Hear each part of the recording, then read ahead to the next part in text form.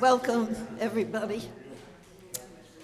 This is great crowd, and thank you all for coming. I want to thank Epsilon Spires because they've been great taking us in from the storm. Thank you all for your poetry and coming to read. And I will hand you over to Andy, our MC.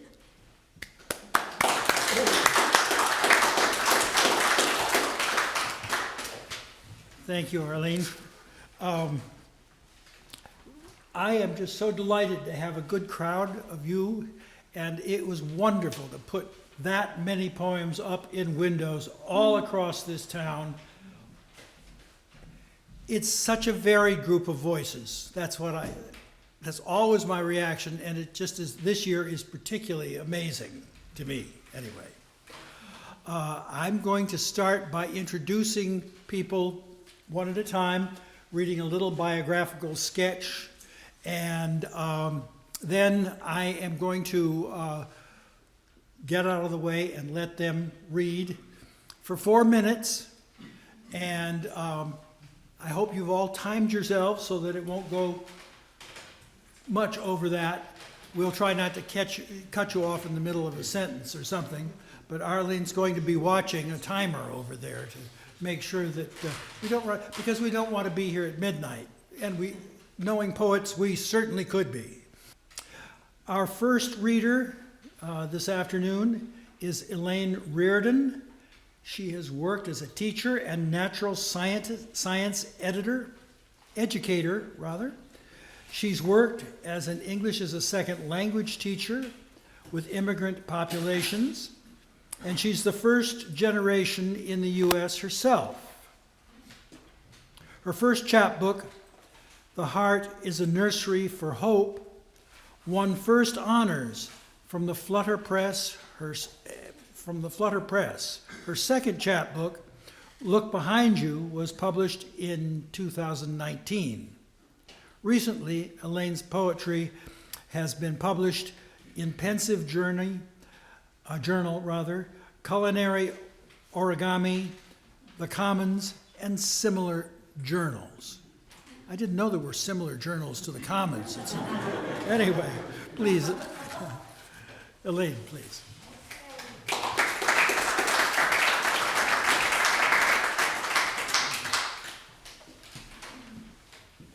Thank you. I think that took me 4 seconds of my time to get up here. Okay, my first poem is called Nestle Road Pudding. My dad ate Nestle Road pudding on their honeymoon in New York, back in the 40s at the Taft Hotel. Delicious, light as air, he said. Cooking for others can be a lot like prayer. The settling into a quiet mind, eliminating distractions, imagining contentment arriving on a plate through the alchemy of mixing, heating, spices, and love. When I was 12, I found recipes for this pudding, and I cooked them one by one, offering them up at supper time. I remember the egg whites rose like clouds. The yolks and sugar spun into a golden foam. I worked for a smile to reach his eyes. But what does a 12-year-old know of honeymoons and hope? The next one is What She Saved, and I wrote this for my mother. It's after Heritage by Joelle Taylor. It is said when they opened her, first they found a snowstorm from December 14th, 1946, when she married John at the Sacred Heart Church. There was the feather from her hat, a high-heeled pump, an old corsage, and a menu from their honeymoon in New York. Further down, there were bits of flannel, a small sewing machine that whirred, making new clothes from someone else's, stitching nightgowns cut from worn sheets, tiny shirts from larger ones. There were worn walking shoes, a small baby carriage. There were squares of fudge that sold for 2 cents at the Jewish bakery we passed. Tattered recipes, oatmeal, walnuts, fresh squeezed oranges, a sack of flour that sat on a small table, our old kitchen stove heating up. There was a radio on, maybe Count Basie or Tony Bennett crooning from the top of the refrigerator. Last, there were purple lilacs that grew at the front door, and roses from the front garden that her husband grew for her. Next one is called Midnight Hunger.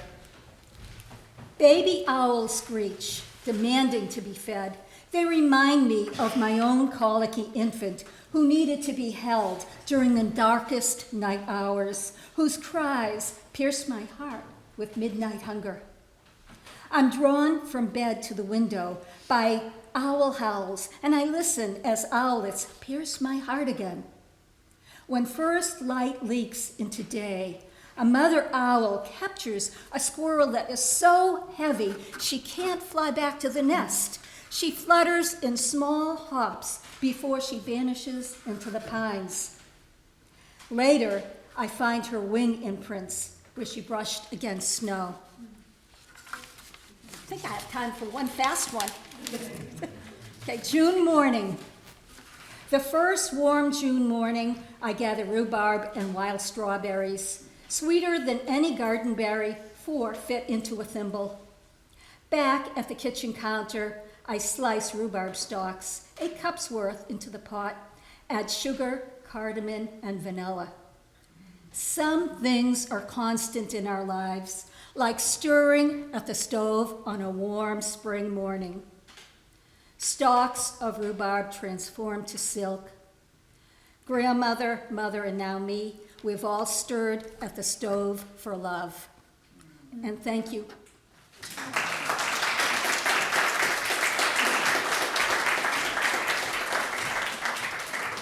Elaine, that was lovely. All the details are just... Daniel Guerrero is a poet and California native who relocated to Vermont during the autumn of 2019. Last year, he collaborated with the artist Sophie Engstrom von Alten and self-published the Osaka Adventures of Philip and Lenny, a tale of 2 feline friends who steal a credit card so that they can have a holiday in Japan. At present, he is finishing his MA in English Literature, San Francisco State University, and is editing his first collection of poems. Daniel.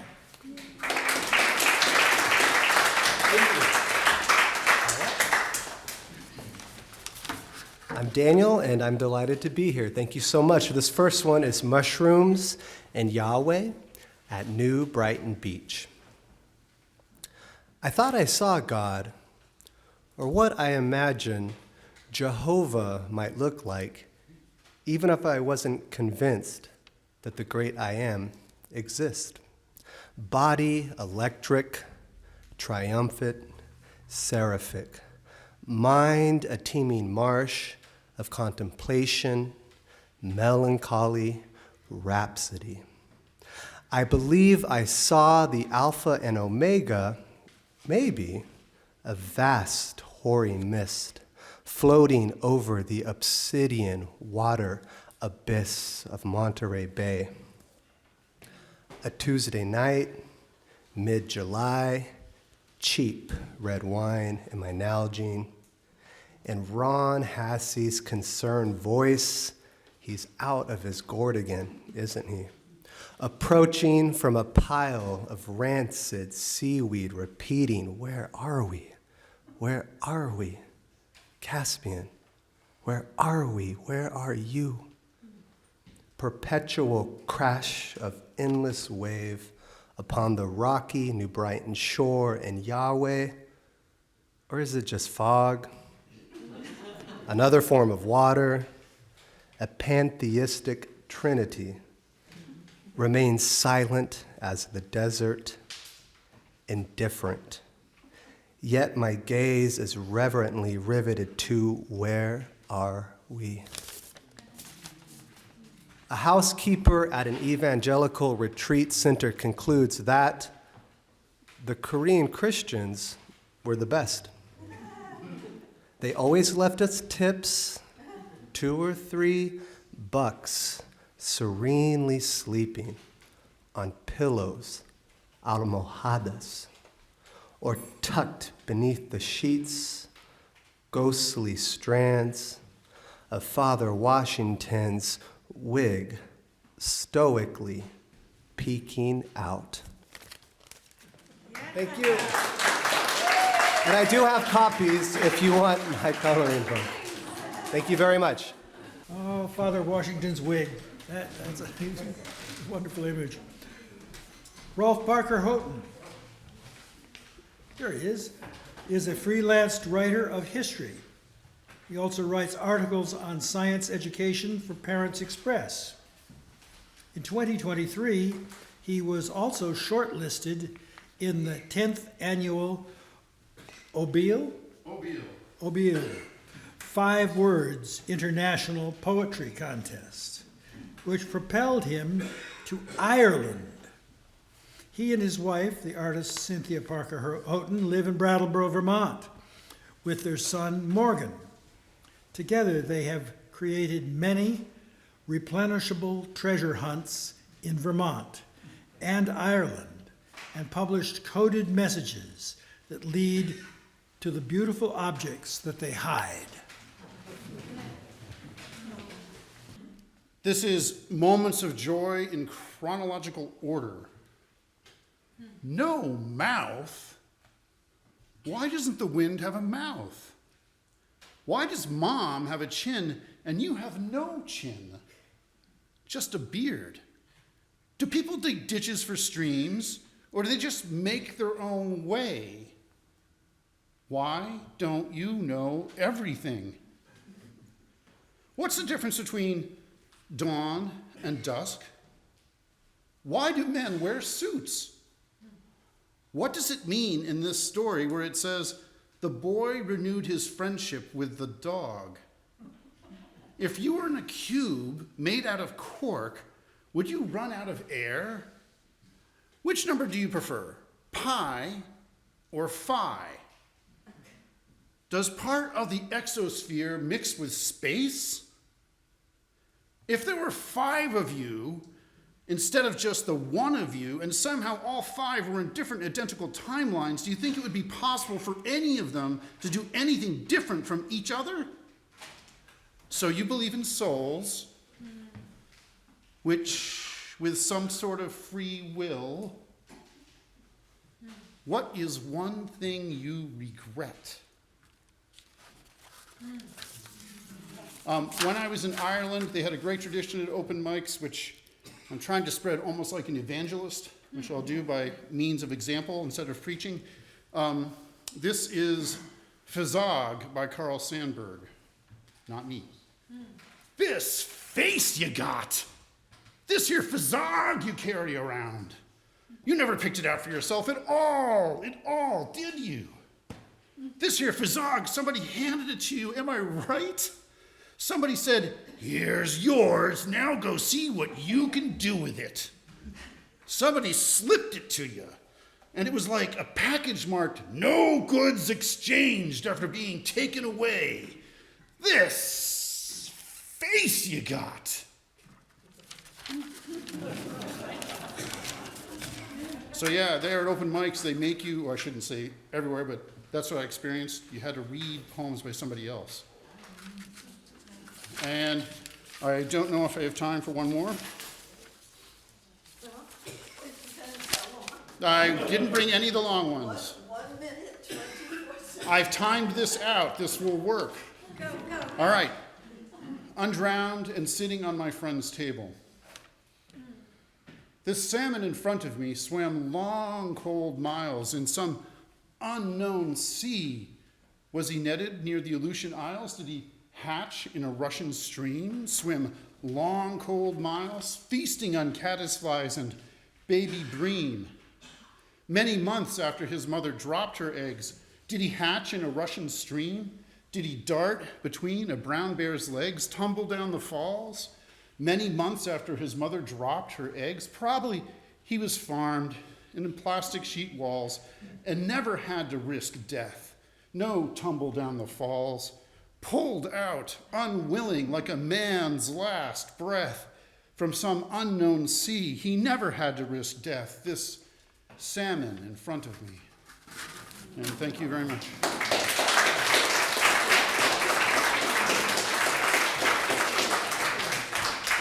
Thank you, Rolf. I've got some salmon at home. I'm really going to have to look at it. And next, Lindsay Marie Stormo, is a singer, writer, actor, practitioner of mythosomics in the martial arts training of post-Taoism. She currently teaches kindergarten and first grade in the forest classroom of the center school and recently moved to Greenfield from the howling wilderness of Montana. Lindsay is a brand named Miners. He's in a band. What? Oh, he's in a band. Yeah, that's okay. That's okay. Thank you. Yes, You knew what you wrote. Yeah, No, I I didn't. Is in a band named Miners, a quartet of wild improvisers. They have a show on May 6th, and you are all invited to it. Lindsay is most interested in the poetic ritual of everyday life and loves building intimate relationships with the natural world. Thank you.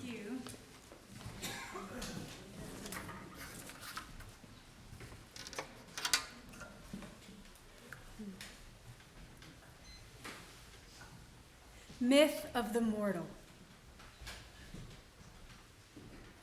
Ridgeline. Your veil decays. Each year I age 100. Even through smoke of everyone burning, in molten summer you long for water. Watch me, I know from the heights. Each turn of my neck you arch your back. Each step I vow holy, you fall in the empty. Erode me with space to call our own. There, at the height, my daughter of a future womb.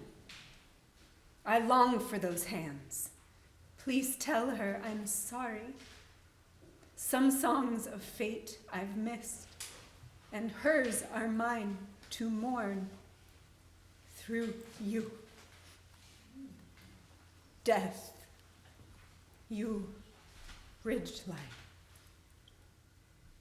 Fill me again with your secret name, faith.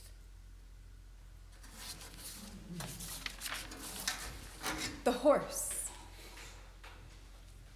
I saw you sleeping, stone still, standing in a field of snow.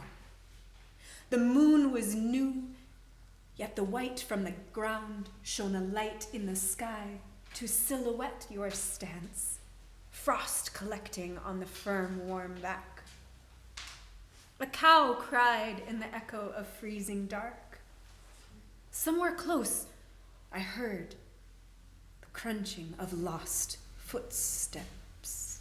My eyes strained to hear if they were yours, but all I could see was the shadow of your ghostly stance, neck low, depleted in the breath of winter, in the way I could feel you reach for me in the depth of your dream, in the fog of your troubled, slumbered exhale, in the hunger of your wish for my shelter. And I chose to turn and slowly shut the door and fall asleep easy in the warming nest of my everything without you. In the knowing, I would not dream of the way you held my face in your hands and did what you did so well. In the way, I would wake to a new song, halfway learned on my cracked and ready lips. Becoming bride, 1 degree above zero with East Canyon winds, pre-dawn horses intent with the pierce of my sound. I lay beneath willow, his 3 trunks above me, as belly and breasts press firm like the Rockies on the aching comfort of the edge of this bank. I tremblingly reel, as close to river as my body can horizon.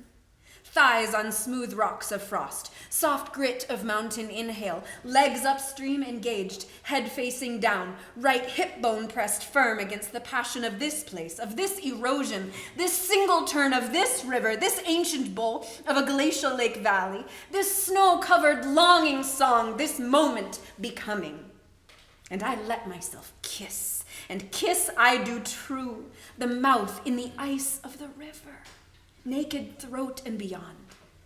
It is cold with my hot, and I melt into river as guide, and here in this place of my birth, with willows, yellow branches of hair on my back, I whisper of love.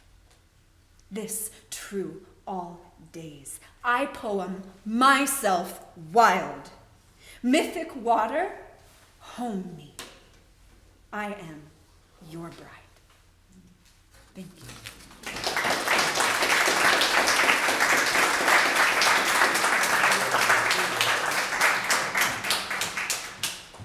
Thank you. Lindsay sort of let us know that maybe she hasn't done this lots of times before. I'd say that was a pretty accomplished presentation, don't you? I was just passionate. Thank you. Michael Bosworth, after a gap of almost 50 years, retiree Michael Bosworth has returned to creative writing. Along with more modern topics, he is also exploring the intersections of his family roots with his displacement of Native Americans and with psychological illnesses and psychiatric institutions.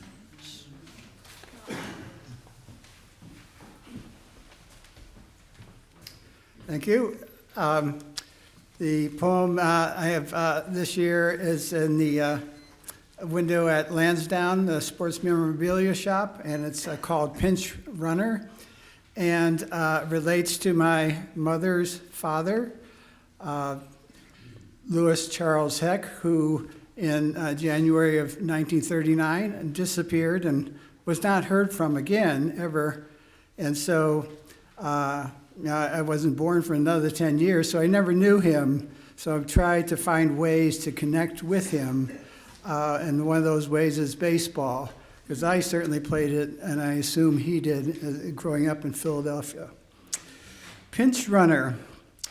For decades, you played baseball out in the streets. Maybe town ball in your day, your German town. Would your mother, Sophia, call you in to eat? Years later, I'd hit and not think of you. Our farmer's high hay mowed down to a field.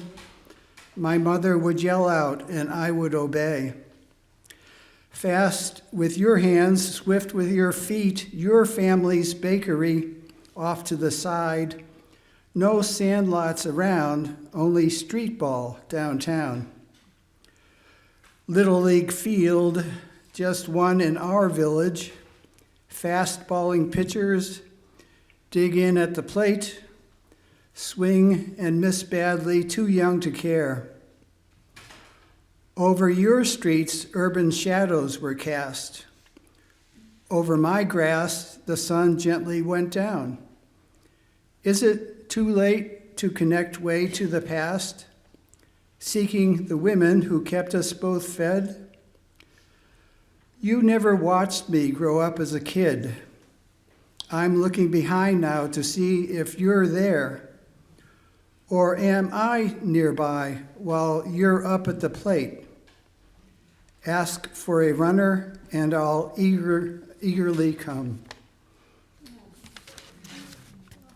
Second poem is I had up last year called Gray Water, set along a crooked river in western Maine. Gray water spills from sink onto brief hillside, close by pond outlet into crooked river, attached there like an eel backbending through fields until predatored by the mother lake gathering all its streams.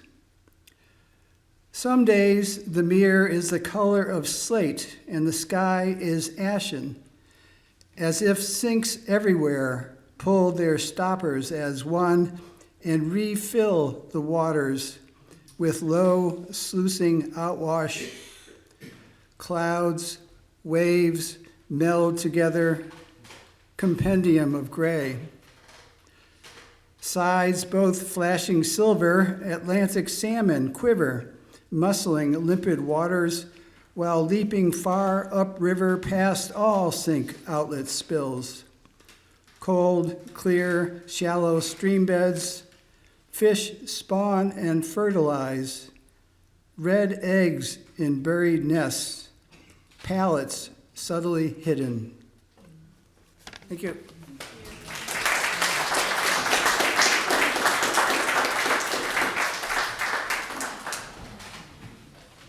Thank you, Michael. Enjoyed that very much. I gotta start thinking about my salmon again. Judith Dickerman Nelson is the author of Spirits Dancing into Light, a book of poems published by Loom Press, and Believe in Me, A Teen Mom's Story, a memoir published by Jefferson Park Press. Her writing has appeared in many journals and anthologies. She lives in Brattleboro with her husband and works full-time at HCRS. Judith.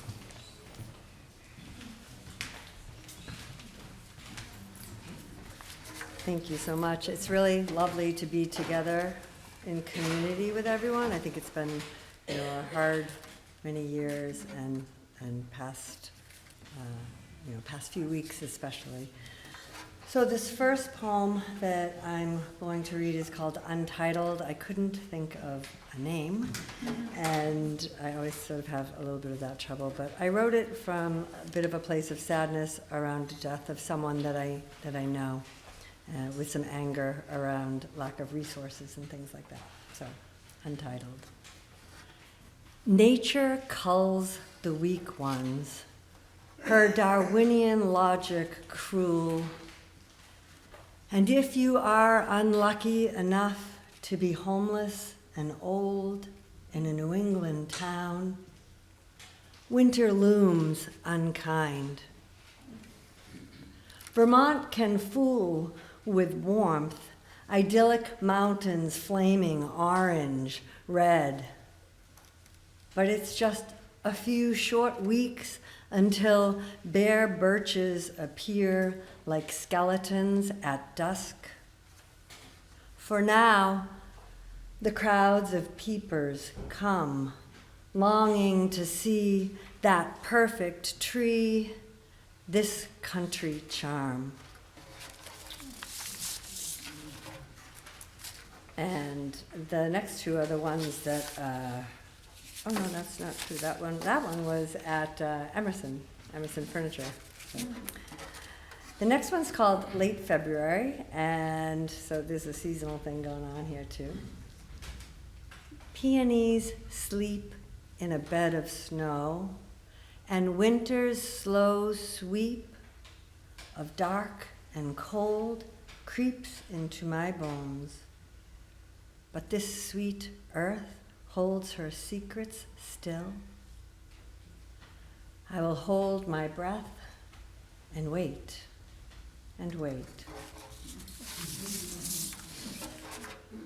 Definitely trying to hold on. And this this last one's called What We Hold, and, you know, I think, you know, we hold on to a lot of things, and they can have different meanings, and I find a lot of solace in nature. So, what we hold. Gather rocks, their weight a presence in your hands, connecting to earth, ages, all the past. Take flowers and dry some whole. Pluck others from stem. Their petals will filter translucent light. Find seashells to collect and listen to the sea's secrets. Abandon yourself to soft touch, to the things that you will find.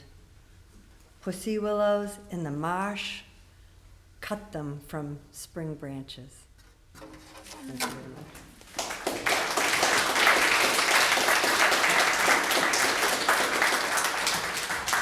Thank you, Judith. That was very nice. Steve Minkin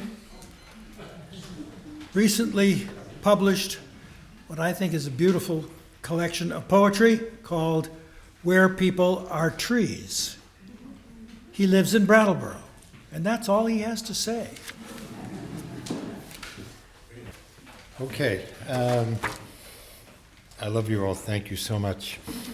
This first poem is called Earthquake. Yo-Yo Ma, the great cellist, played a lament for victims in Turkey and Syria, eyes closed, accustomed to going deep inside, using every bit of his musical experience, repeating the same melodic phrases over and over, struggling with the cries of survivors, the moans of the dying, the silence of the dead.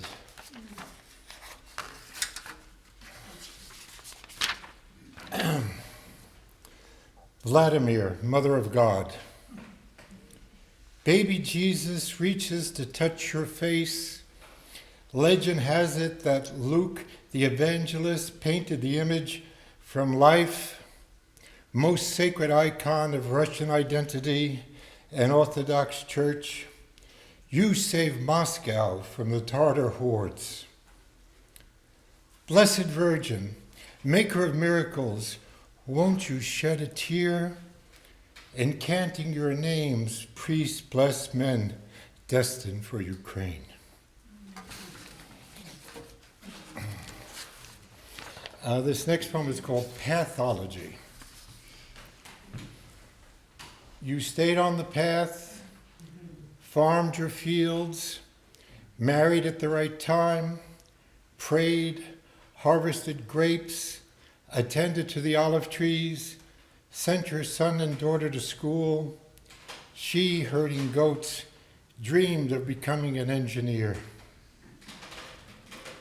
Politicians, generals, bureaucrats, knowing nothing of olive trees, the abundance of grapes, or goat herders studying trigonometry.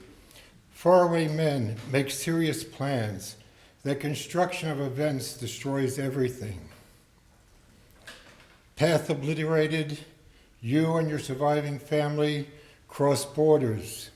Now refugees, detritus threatening Western civilization.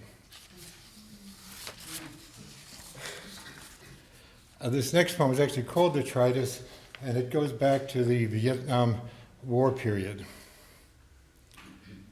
Black, so handsome, smile so big, the police couldn't stop harassing him. 19 years old in the Marines, body bags heaped, tens of thousands, the worst part of the war, 1967, 1968. Blood-soaked, grotesque, moral oblivion. He came home with death in his eyes. Self-medicating, addicted, the war on drugs, arrested, veterans, tens of thousands, languishing decades in prison, low-hanging fruit. This is a little lighter. All right, this is called Monarchs. Yesterday we were hairy, ugly, desperate, caterpillars, rapacious. Filled with pity, angels gently wrap us in shrouds. Unconscious, our bodies dissolve into pools. In the morning, by the grace of God, we emerge as butterflies, harmlessly feeding on the succulence of flowers, our destinies guided by magnetic forces. Thank you.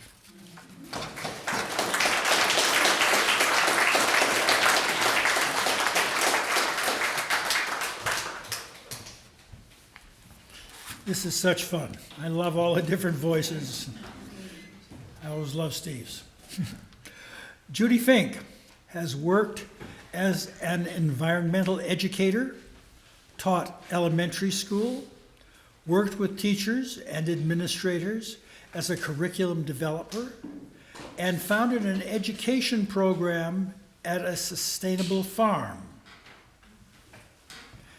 Says Fink, I have traveled and lived in more houses, apartments, cabins, and communities than I have fingers and toes.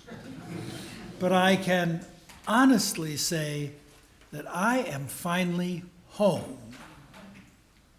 She has been taking writing classes with Elaine Clift. Toothbrushes is her 4th poem.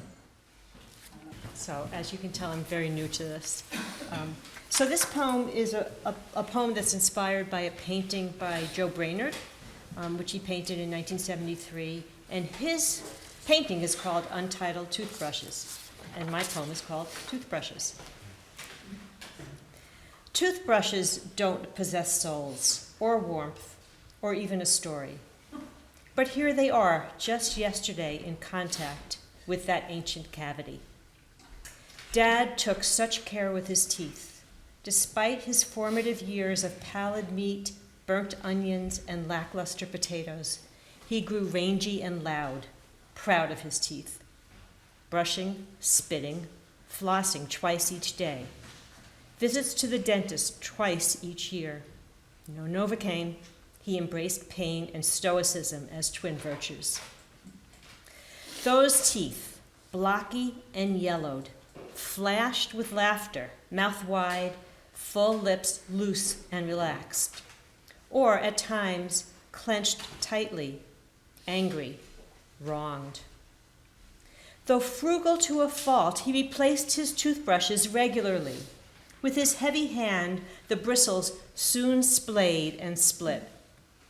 In his last year, he possessed only a handful of his own teeth. His lips diminished. His gums bled when he massaged them with a soft red rubber tip. I am going through his meager things. I will keep his treasured photo of his long ago Hungarian grandparents. They stand stiffly before the camera, their features faded in sepia.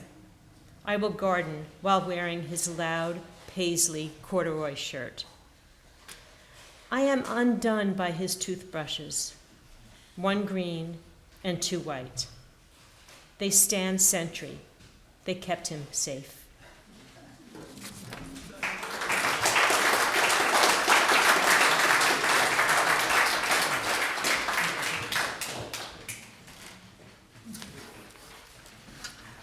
One after another.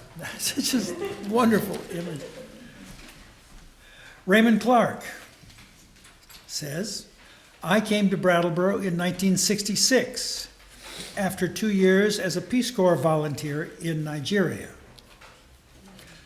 For the next 50 plus years, I worked at the School for International Training with various projects at SIT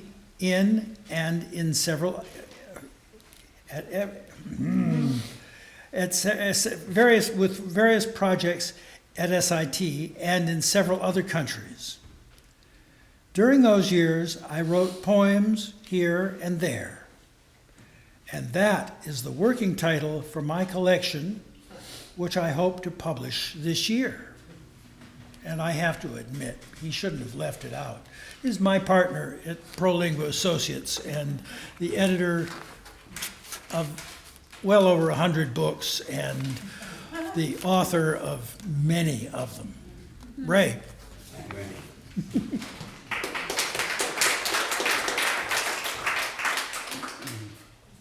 Well, as Andy said, I'm hoping to publish this year. This will be the first for me, my first reading too. Thank you for listening. I wrote 4 poems, quartet, about Wantasticate, our mountain. And 2 of them are posted, 2 are not. I'll start with the 2 that are posted.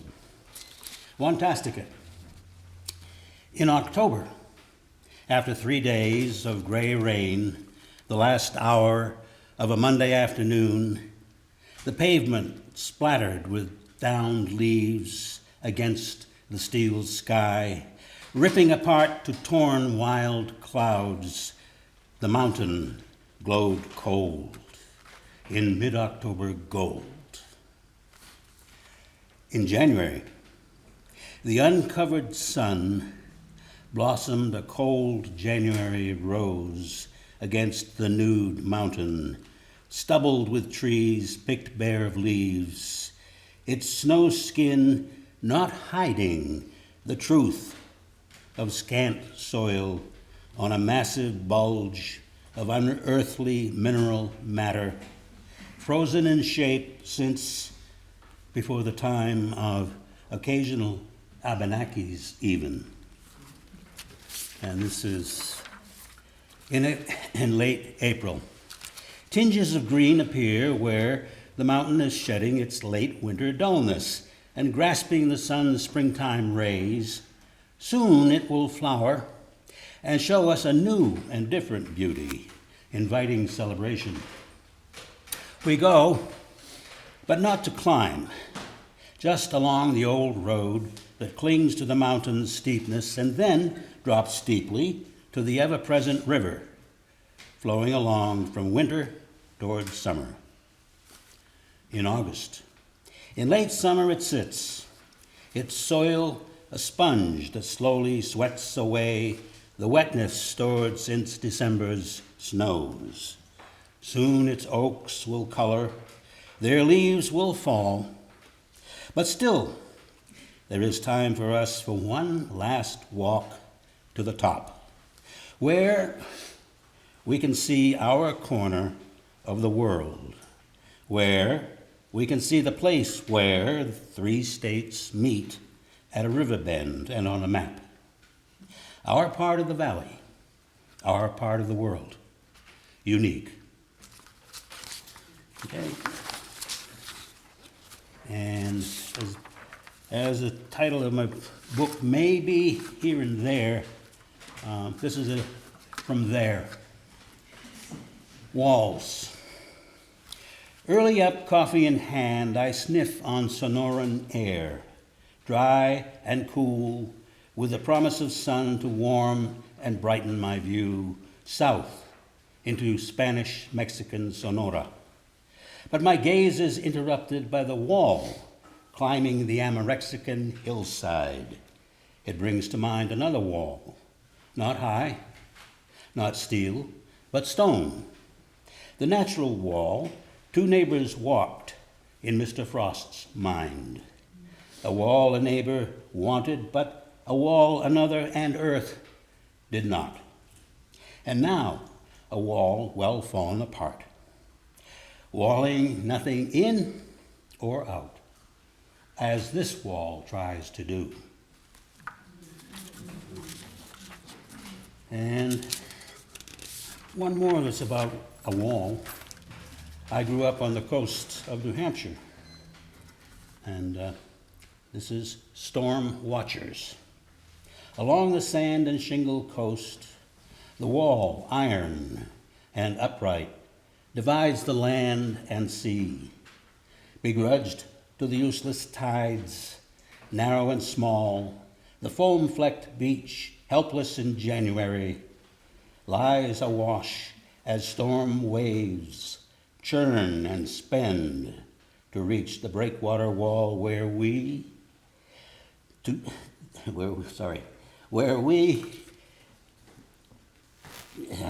I've lost my place. Take your time. Where were we? To watch the wall. Okay, let me start over again. Yeah. All right. Along the sand and shingle coast, the wall, iron and upright, divides the land and sea, begrudged by the useless tides, narrow and small. The foam-flecked beach, helpless in January, has swashed as storms. Waves churn and spend to reach the breakwater wall where we, drawn by the distant roar, lean and bend to watch the wild attack that seems to be beaten back. What is it that brought us here? We lonely few the town could afford to send? The storm will end. We have no fear of that. The soundly engineered wall will win again. I think we came to feel what we forget. The ocean doesn't seem to know it's beaten yet. Thank you.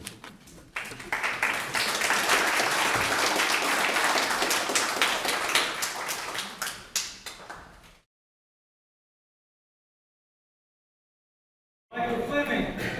I was born in San Francisco, raised in Wyoming, and has lived and learned and worked all around the world, from Thailand, England, and Swaziland to Berkeley, New York City, and now Brattleboro, Vermont.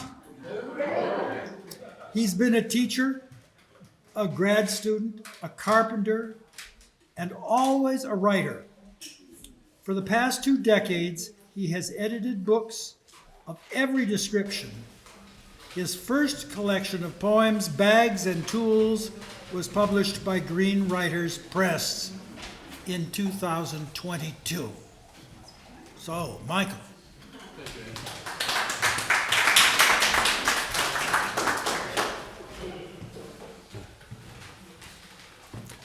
Nice to be here amidst all the Poetry Americans, Brattleboro chapter.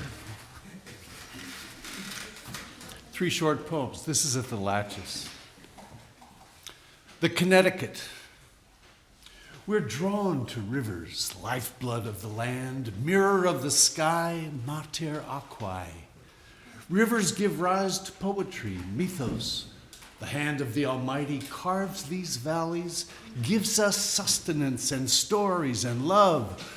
Or maybe the river is wisdom, or time, or a fictional forever. Ignore the river at your peril, it knows. I'm thinking of this river. The Abenaki named it for what they knew to be true, Quenetequa, the long river of talking stones and fish of every kind, the fusion of this world and the next. In the storms that whip up whitecaps, in the icy, strange winter silence, in spring floods, in the warm and caress of summer, the river is change. This is at Sam's. An encounter. A rustle in the leaves, that doe again. We look up at the same moment, attentive and still. She stares, I stare. She's not 10 steps away. I murmur, it's okay, I won't harm you. She flickers her ears, and when I whisper again, she comes closer. Why does this keep happening? Maybe she knows something, thinks I might know it too. I try to tell myself I understand. Her nose twitches, testing my scent. I try to tell myself the truth about these woods, unfrozen in time, ever transforming. The elms are gone and the catamounts, but the pines and the oaks and the deer are doing well for now. I tell myself that she's a sign of hope, of trust, or what? The woods are dense with unending change, eternal fine-tuning, rebirth. Not things, only events. Well-made things. True craftsmanship is hardly ever wasted in the service of poor design. Most of us can't help but recognize good taste in well-made things. Good work tends to be slow, patient. The opposite of craft is haste. The tailored crease, the edge beveled just so, the fiddler's air you can't forget. The ghost of the maker's hand and heart is there. Though perfection may be out of reach, it's close.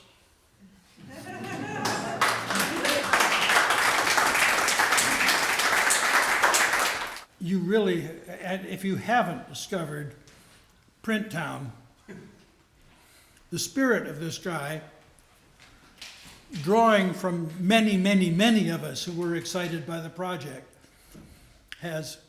he helped us gather together all his disparate bits of information and personalities, writings, to tell the story of this town, Brattleboro, and the mountain and the river that so many of these poems talk about. It's a fine book, and thank you very much for all your hard work. Charles, first I have another announcement.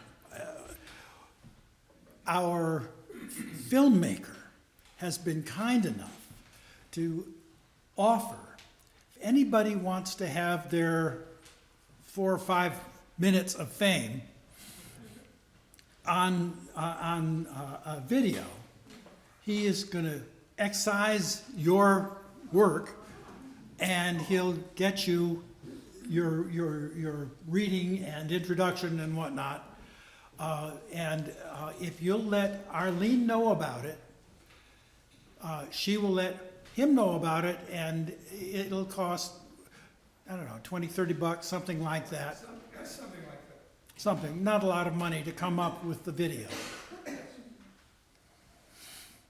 Charles Manette is a free agent carpenter and writer of poems, plays, and short stories.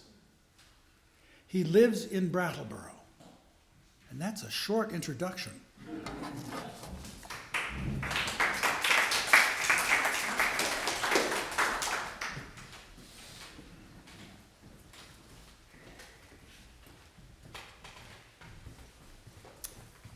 Good evening, everyone. This is my attempt to understand agrostology, which is the study of grass. And the poem is called Green Grass Grows. Landscape cream beige brown, held tight by earth. Wild clumps dead, tufting about. Fields doldrums await verdant customs. Green light's first burst reborn. Tranquil calms hold, waiting. Hope's burning rebirth, content in absorption. Melting snow's final drips. Spring rain's fingertips. Pressing, compressing, wet, soggy surrounds. Finally, warm in sunlight's presence. Grouchy coloring agents stir dormant grasslands awake. Plant cell pigments, heating clarion's greenery, fulfill photosynthesis' essential 5 forms. Chlorophyll transforms radiant energy, and green grass grows. One's lucky stars. A godzillion stars are out tonight, infinite luminescence sharing an uncommon destiny. Born long ago, absolutely. Perfection. Sometimes they need a reminder to sparkle. Spread out in the heavens, rare ones are liable to shoot across our sky. Dazzling folks below, wise pearls cautioning. Take time to enjoy yourself, or you just might burn out. Heaven's dark lights remind us spirit is alive, twinkling above and beyond the moon, starring in us too. Celestial bodies sending heat and light in all directions, divvying up Empyrean supervision. So pick one out tonight. Wish upon a star. It just might awaken who you are. Imagine my surprise when I flipped a page in my dictionary and there was Bob Dylan. Bob Dylan's in the dictionary. Bob Dylan's in the dictionary. I saw him there myself. Page 445, his voice a twang twixt dike and din and dynamo. A sad yet dynamic wordsmithy gadabout, whose sallow, sunken cheeks caused many a string to be strung out. In a middle-aged suit and bow tie, his back was to dyslexia. Just the headshot, eyes squinting smilelessly. Why can't we see the rest of you? Hair atop his head, all curly, surly, surely, certainly, he tempted our destiny. Defined as a folk rock singer and a composer. Born 41, Robert Allen Zimmerman. Undoubtedly not Nebuchadnezzar. Insouciant genius transparent on the page. Melodic toil rings out merriment disguised as rage. And finally, this was inspired by Patti Smith. It's called Hang Up the Sheets. Tragedy struck today in a million billion ways. Hang up the sheets. Watch them blow in the wind. Sunbeams streaking, all are one. A fresh smell, a fresh start. Smile to yourself. The comedy comes on fantastic, and you just dried your laundry. Thank you very much.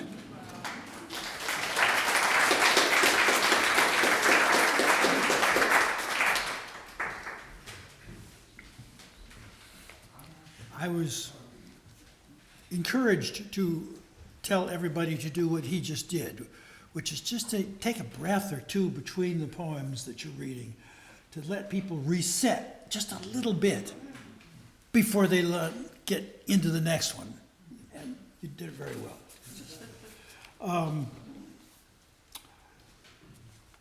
As I did, growing up in rural Illinois, Joanne McNeil Hayes connected to the farms, forests, and prairie around her.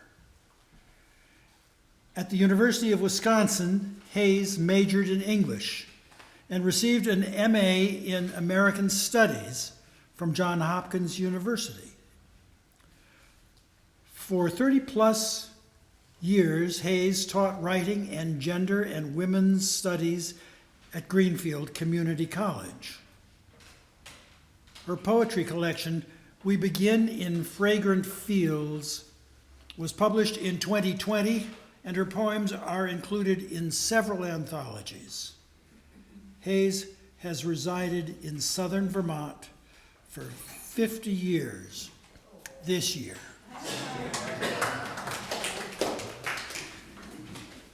It's a long way from Illinois. I know. Well, those Illinois farms, if you've never been there, it's hundreds of miles of cornfield for as far as the eyes can see. So when I moved to Vermont 50 years ago, I had to get used to these hillside farms, and of course, I fell in love. The farm stood for Brian, Halifax. The farm stood bathed in half-October light, edge of fall leaning toward winter's moonlit barn. What is so compelling about these sheds and fields that return us to their grace?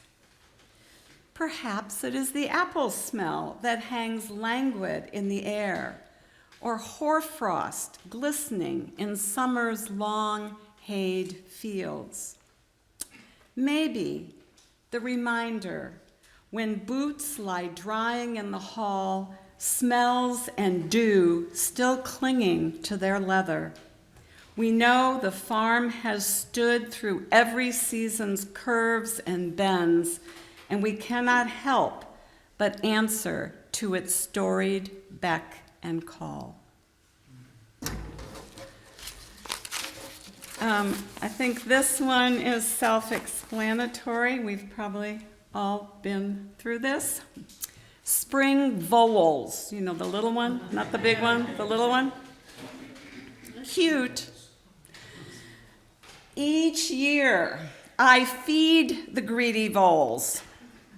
First, tulips in their budded prime, then daffodils, the golden white-tipped kind. 3 red blooms arose this spring of 20 bulbs from fall. Nary a daffodil raised its head to greet the pink sunrise. If not plump voles noshing on full roots, then low-slung groundhog or stubby skunk will take a tender turn. Why not share grasses or sweet green shoots with creatures small and wild? I shall return this fall to buy more bulbs, planting them anew, ensuring that next May the ritual unfolds once more.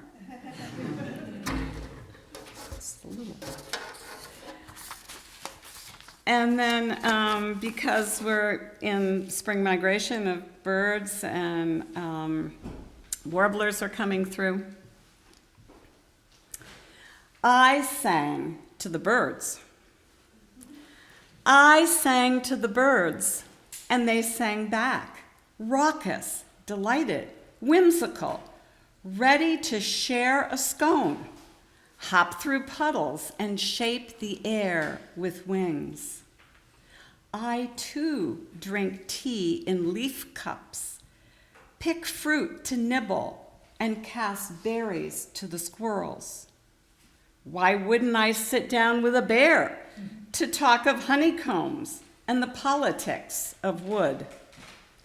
Whether bear or bird, we are the water we sip, the earth on which we lie, and all the songs we sing. Thank you.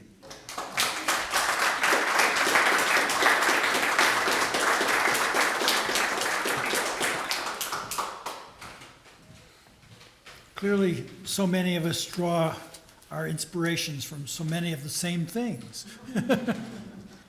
Chardonnay served as the Poet Laureate of Vermont from 2015 to 2019. He is the author of 7 books of poetry, most recently Bestiary, with the artist Brian Cohen, which is Bridge Press in 2023. In My Unknowing, University of Pittsburgh Press in 2020, and Interstate, University of Pittsburgh Press in 2015. He taught English and creative writing at Providence College for 22 years, where he is now a professor emeritus. And I'm sure he has well deserved it. Wonderful to be here. Thank you. This is such a vital community here in Brattle. I want to thank our Lean and Right Action and everybody who's involved with that community of writers, which seems just to grow every year more and more, and write important poetry that this community celebrates so wonderfully every year, especially with the poems in the windows, the poems around town every year. I know it's caught on in Vermont all over, but I think Brattleboro may have been one of the first places where this happened. It's unusual, it's unique for any community to do this, to value poetry as memorable speech and vital spiritual language. I'm just going to read a couple of short ones here.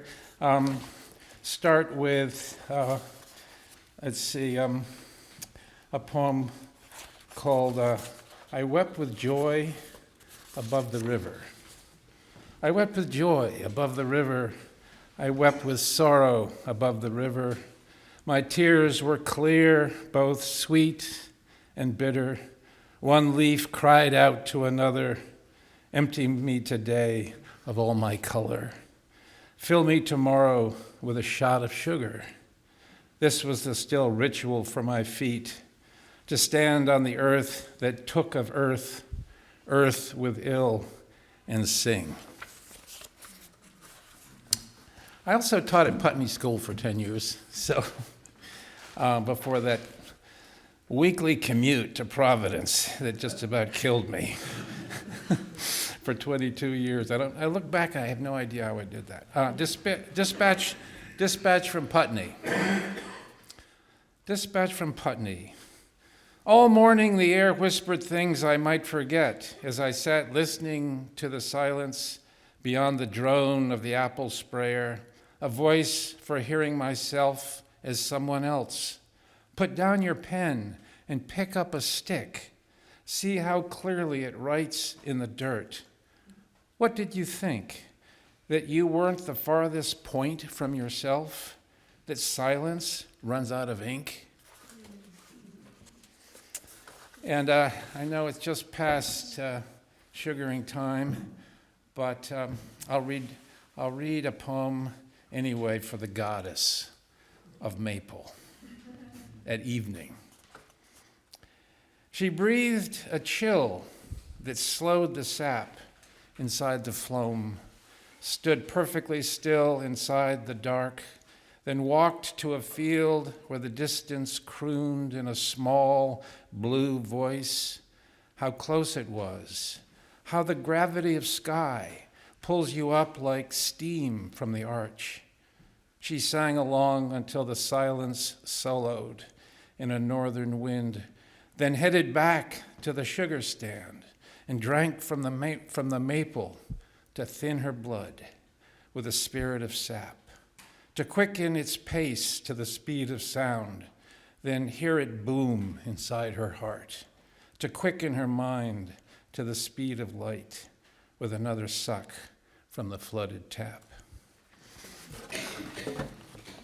I'll end with a poem about April, the cruelest month, and the most hopeful month. How do those two go together? There's a new quality, well, this is simply called April. There's a new quality in the air, a sweet redolence from the first flowers and pungent odor in the soil, emerging from the thaw. That smell that spring passes under your nose to wake you again, more than wake you, stir you in such a way that you recall the irony that kills, the shadow in the droop, the upswing on the ward. How strangely and therefore divinely your mind suddenly turns in its thinking of your soul as a cloud that assumes a panoply of mystical forms, including a Chinese mirror in which your body suddenly appears as a vast array of creatures: ant, trout, hawk, gazelle, and so on. You laugh, and a flower blooms inside a door in a meadow that opens onto a darkness so deep no light can light it. That is the zero by which everything in the world is multiplied at dusk. Thank you.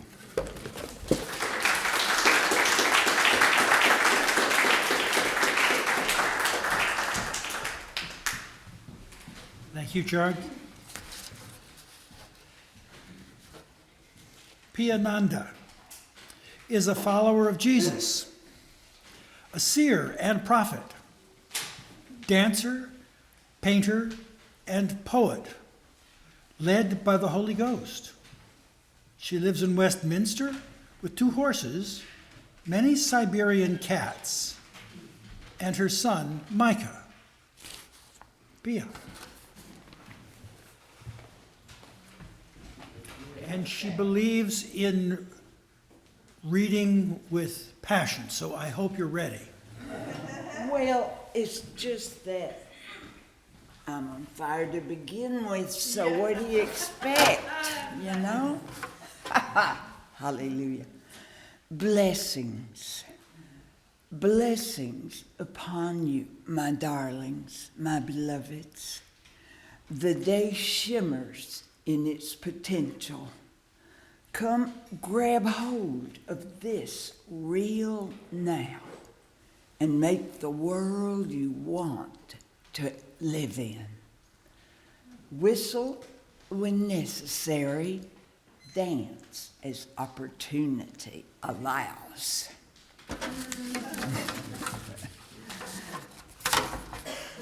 A touchstone. I want to give you something that matters, that helps in unknowable ways, useful, enduring, needed, surprising, delightful, with meaning profound, agile, adaptable, workable.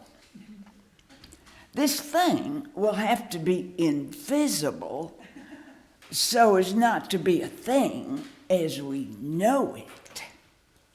A steering wheel of the mind, a boost to the spirit, a comfort to the soul. I give it to you now. Keep it clean, keep it pure.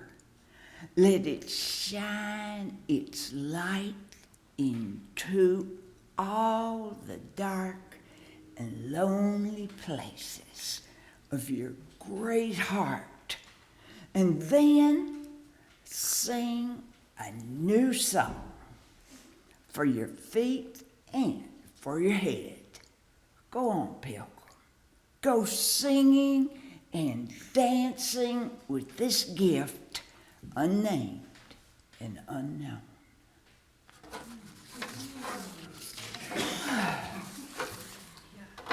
Now, if I go too long, you just weigh me down. Answers. How to go do it. With an empty bowl in your hands and a heart that knows the filler of bowls is present, well able, and willing, and that the path will tread upon his high places, and humility will be rewarded with the answers.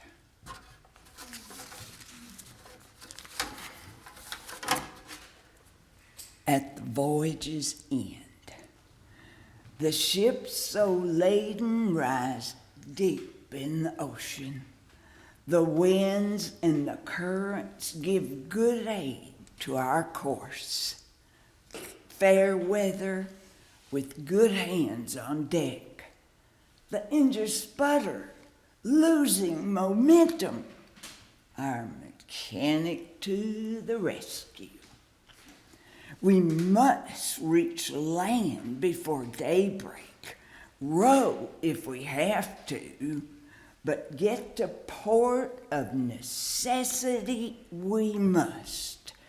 God is coming home in the morning.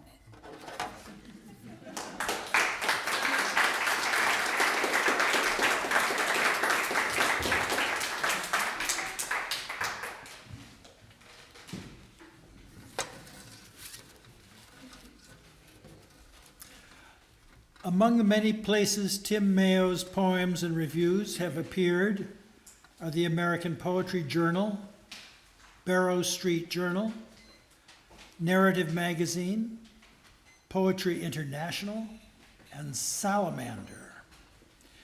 His poems have received 7 Pushcart prize nominations, and his second volume of poems, Thesaurus of Separation, was a finalist for the 2017 Montaigne Medal, a final a finalist for the 2017 Eric Hoffer Book Award.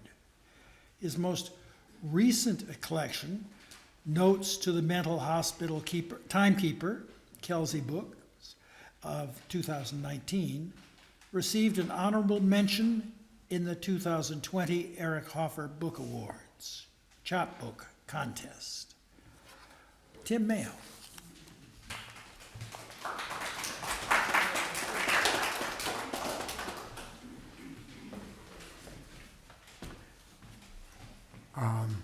Yeah. I'll read the two poems that are in the around town, and the first one is entitled Bowing to the Minuscule. Each day you bow to the family of fruit flies, flitting about the banana peels of your garbage. You turn to the mosquito and bless it with a gentle wave of your hand, praying it to live without blood. But it's not enough that you bow to and bless the minuscule animals of the world, their oozing larvae. You must learn to go beyond, to kiss the cold stone of the mountain, to press your lips against the invisible beings of the air, to abide they are there, yet never swallow their poison. And you must accept the perennial fly, its karmic place in your ointment. The second one, I don't know if any of you have storage units or besides your attic or something, but I got to thinking about these a number of years ago, and this poem sort of came out of that. Self-storage. It's not really the self that's in there. More like all the forgotten parts of your life you intended to revisit. The swimming trophy you crawled miles to win, or the gold stars on a third grade calendar marking the few days of the 1 week in your life you behaved. Then there's those pants you think you'll sweat yourself back into. They lie folded among the paste trinkets of time, the jewels of your memory.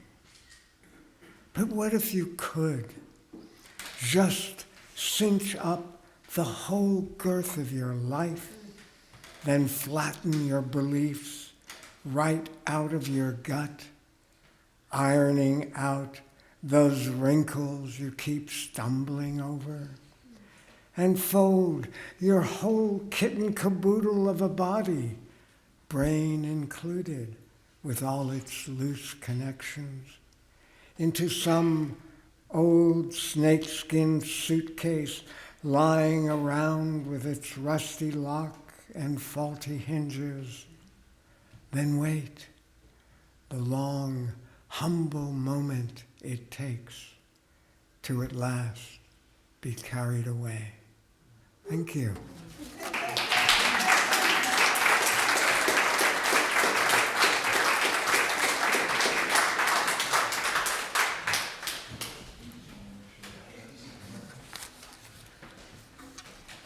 Jeannie Reichman writes and performs songs and poems that document a life tied to the natural world and intimate human relationships. Her poetry has been published in the literary magazine Saxifrage, the Best of Right Action 10th Anniversary Anthology, and a 21st Century Plague, Poetry from the Pandemic. She lives in Marlborough.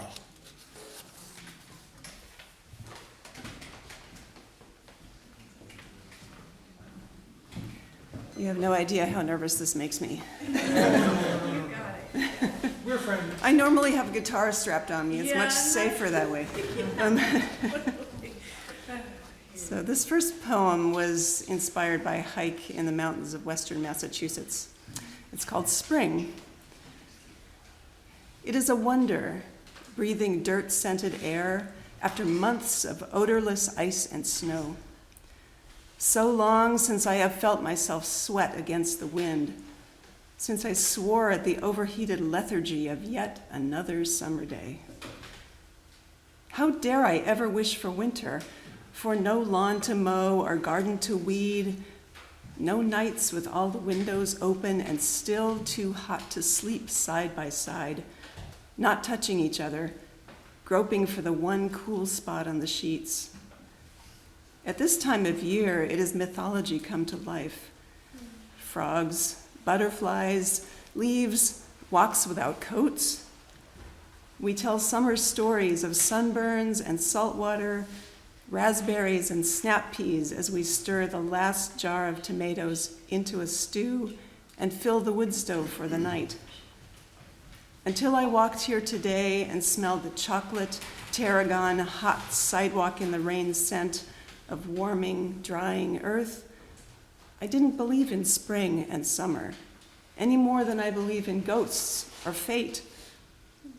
Now I think winter is just a story we tell ourselves to scare ourselves into being good.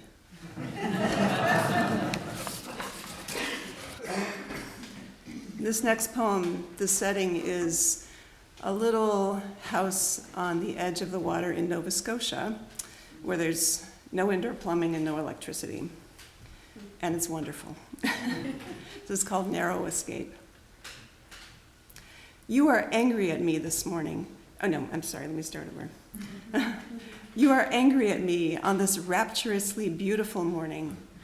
The islands across the cove, vivid green and brown as fat frogs. The water a bottomless fruity blue like twilight. For once, I am full of love for you.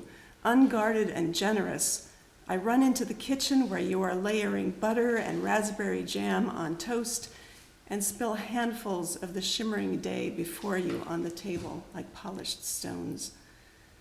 Something dark and viscous slides from your stare, and you lob a jagged missile of words into their midst that ricochets and almost catches me in the eye. I sweep up my treasure and retreat, nearly wounded. Thank you.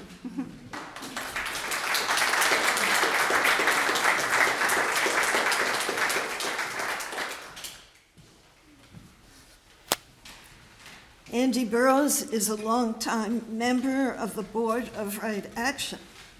He has retired as publisher of ProLingua Associates, a Brattleboro publishing company which developed ESL materials, selling them worldwide for 42 years.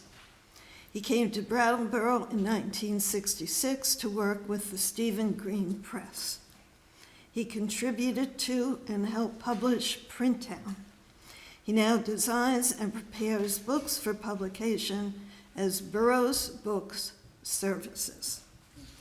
And we are so glad that he's on the board of Right Action, because we couldn't do any of this without him. Andy.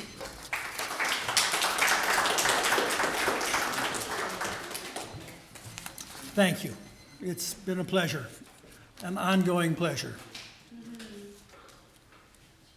First was a very brief poem, had something to do with the oncoming years and the fact that when you get to a certain age, you begin to appreciate winter light. And that's the title of the poem, Winter Light. The last winter light fades in the sky. Outside, the forest grows dark and cold. Sitting here alone, I long to see you again, old friends and loved ones. We've lost touch, but how and when? Quietly, I search my memory. I reach for you. You're gone. But where? I will not, must not let you go. Come near. Somehow settle with me again, here by the gentle fire.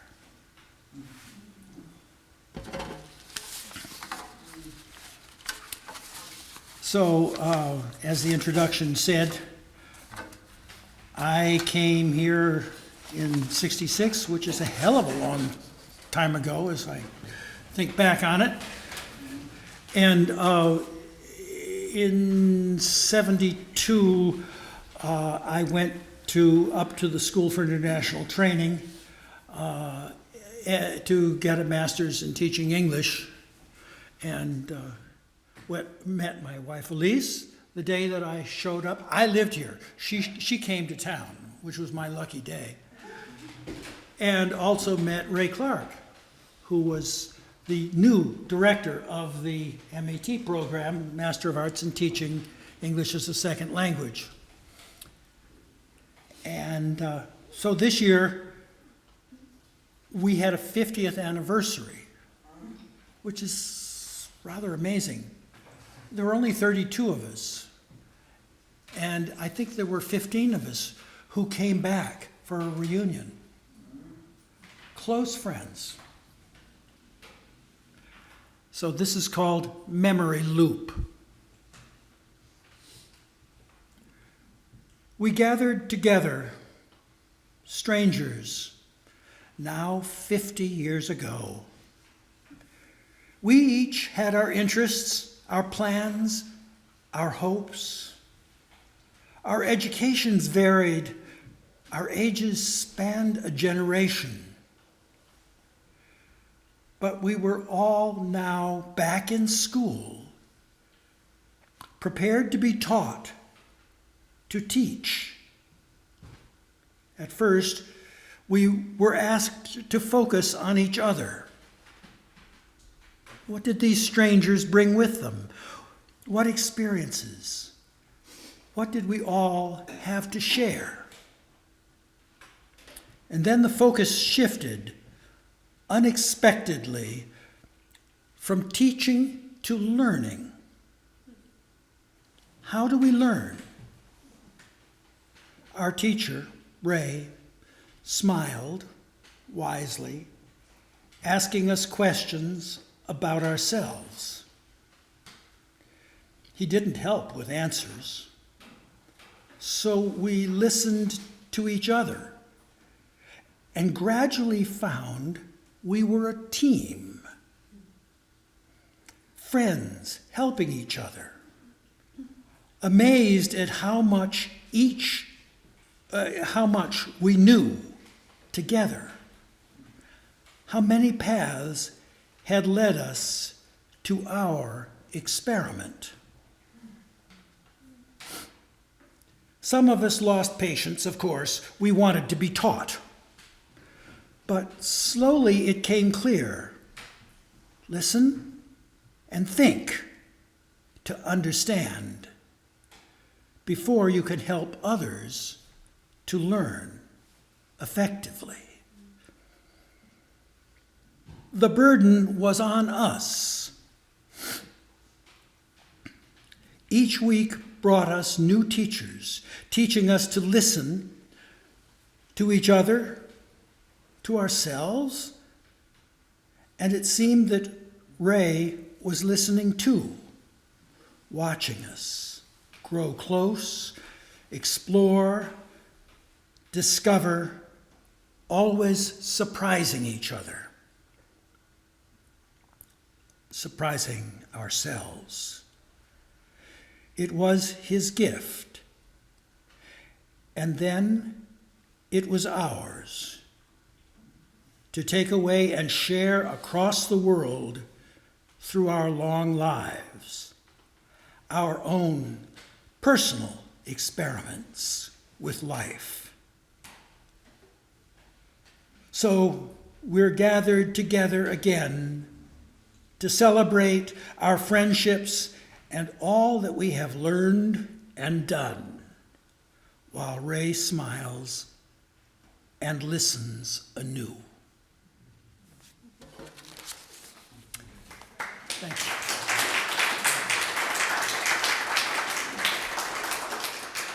So, how did we miss him? Is there a write-up here? Okay, Michael Kramer would like to butt in, because for some reason he's not on my list, and he should be, because he has wonderful poems on the windows. And I'm sure that some of you have heard him on National Public Radio. He's an inveterate contributor, a wit, and a great contributor to the intellectual life of this larger community, all from his small corner of Vermont. All right. Michael Kramer is from Guilford, Vermont. Among his 3 Pulitzers, oh no, wait, that's the wrong one. First, of course, all thanks to Andy and Arlene and Barbara in spirit and Elizabeth for the magic in doing all of this. This first is called Come Closer and Listen. And as all things, this is for Crystal. Come closer and listen. How fine is a day that brings with it 2 wonders. The first that tells its own bright story of sitting wordless at your loving side. Then, that I might make you smile across our table before the evening and the late dawn seal the day. Now, standing steady between the rush of the grasses and the cloud-hidden heaven, what could I bring that would tell you of the gift that for the rest of my life I will know this precious day? Second is, it's a group of small pieces, mostly haiku, that have been published over the last year. So I gave it the title Ascension, Haiku, etc. for the year. June Strawberry Field, pick your own poem. June Strawberry Field, pick your own poem. The tire marks from my neighbor's teenager, a perfect Enso. The tire marks from my neighbor's teenager, a perfect Enso. Ascension, now a pause after each step. Ascension, now a pause after each step. Okay. Li Po is one of the great ancient Chinese masters. This is called With Li Po. All through the day, clouds pass to the east, shadows and light, coming and going. Under this tree, leaves cast shadows too, but here on my beard, they look much more gray. And it being that time of year, a couple short spring poems. Flight. At rest in the palm of the branch, the enclosed vernal pond of the egg. The pecking begins, then first steps, then the soaring from that world, out over another, filled with its own water, born from a brave and living fall, watching closely and learning all there is to know of resurrection. All right, a perennial reminder of spring. My wife grins and reminds me, again, it's not pronounced for Cynthia. Thank you.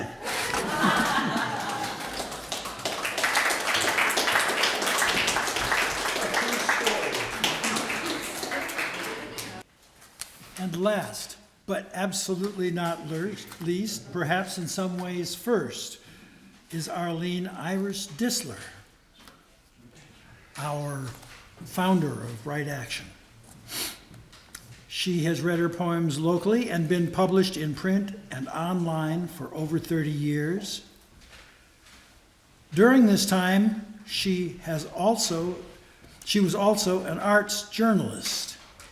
She recently had her first full-length book of poems, This Earth, This Body, published by Kelsey Books. A chapbook, Voices Like Wind Chimes, was published in 2014. Dissler co-founded the writers' nonprofit Right Action with her partner, Marty Jeeser, and a small, like-minded group of writers in 2000. She has led the organization for the past 18 years, with some of us in this room her wholehearted supporters. Thank you.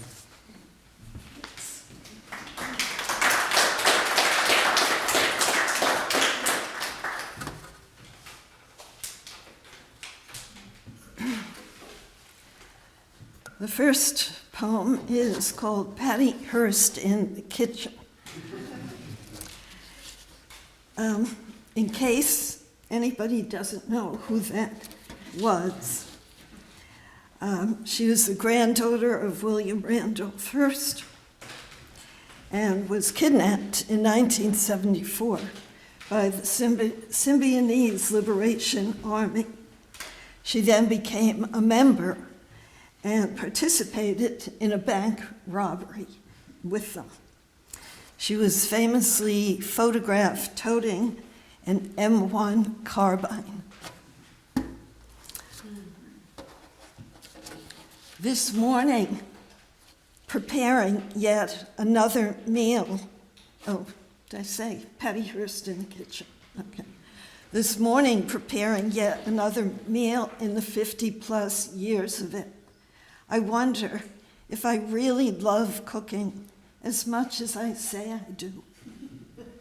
Or am I like Patty Hearst, falling in love with what holds me hostage for the sake of survival? Hostage to stoves, pots, knives, brown rice, white rice, scrubbed porcelain sink, apron from Italy with cheery yellow lemons. And though I have understood feeding the body is but pale reflection of feeding the soul, as surely as the allure of an M1 carbine strapped across her chest is the allure for me of casserole.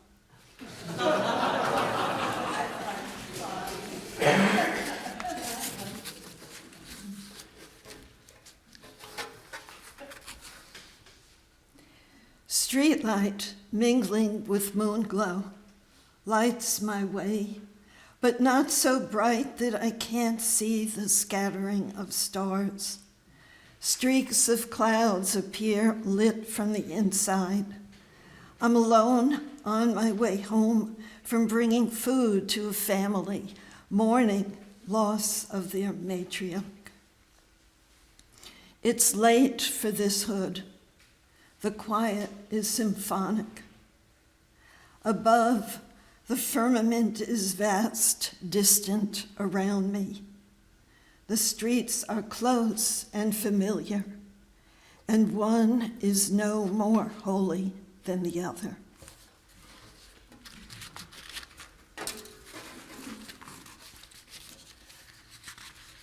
And this last poem, I am going to try to not get teary, because it happens. Our town is hurting. Our town, full of playful spirit, friendly faces, good hearts, is hurting. Young people taken from us suddenly, seeming without reason. A woman who chose to help the less fortunate, taken from us brutally. The very trees seem to have lost their ability, their desire to stand upright, strong, undermined by the soil they root in, their trunks ravaged, branches littering the muddy ground. But we are undeterred. There is too much life here, young creative force that can't be brought down. What will be our part? But first, we must weep. And from the tears our hearts open, from grief to compassion, our tears will clear vision, will find our way to belief and love. Thank you.